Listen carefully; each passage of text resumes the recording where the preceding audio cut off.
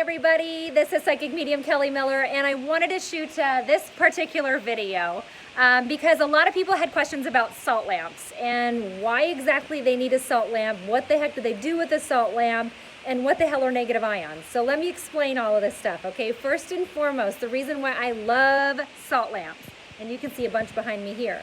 The reason why I love salt lamps is because they emit something called negative ions. Now, you're probably thinking negative ions are bad, and I'm going to tell you they're not. They're actually really good. So negative ions occur natural in nature, within nature. So when you go to an old forest, for example, it's chock full of negative ions.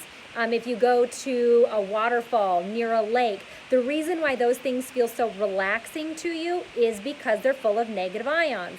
Now, positive ions are the ones that electronics give off.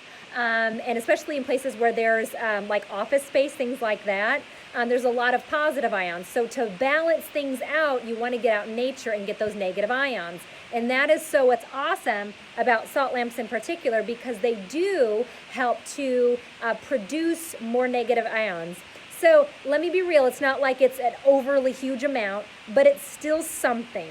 Okay, these things work really well, especially in offices where you can't really open up windows. So that's why I love the salt lamps, because they give off those negative ions so you're not quite so agitated at work when it comes to, especially around electronics. If you're around electronics a lot, a lot of people tend to get real bitchy quick. So negative ions will help you to kind of balance that out.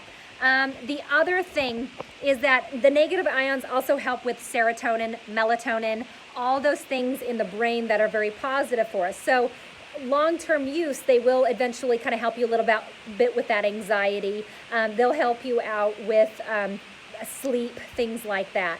So being here in Nebraska and the Midwest, it's really humid here.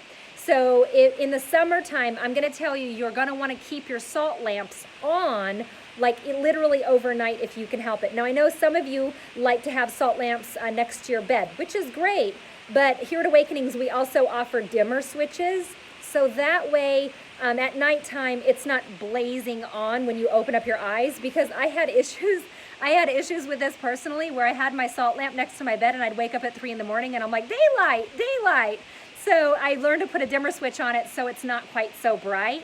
But you want to keep them on because of the humidity, because it is salt and it will take the moisture in the air and bring it to it, and then it will leave kind of like puddles underneath. So you want to make sure that you keep it on, especially when you're doing things in the summertime with your salt lamps.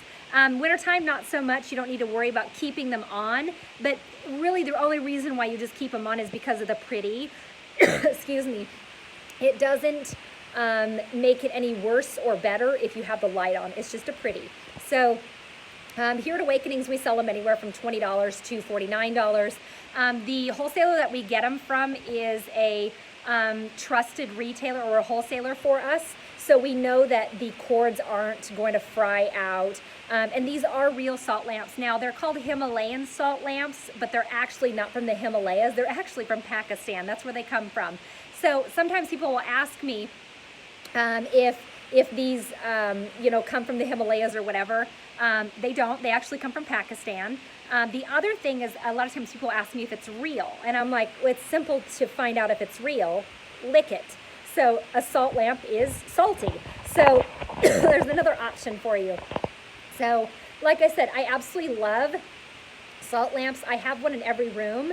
When it comes to stones, excuse me, I got a tickle in my throat.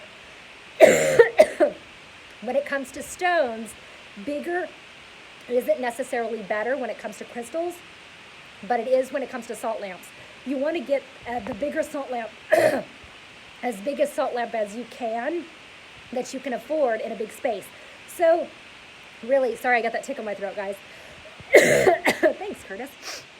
So you'll see here that these are kind of that mid-size range, and here's my water bottle to kind of show.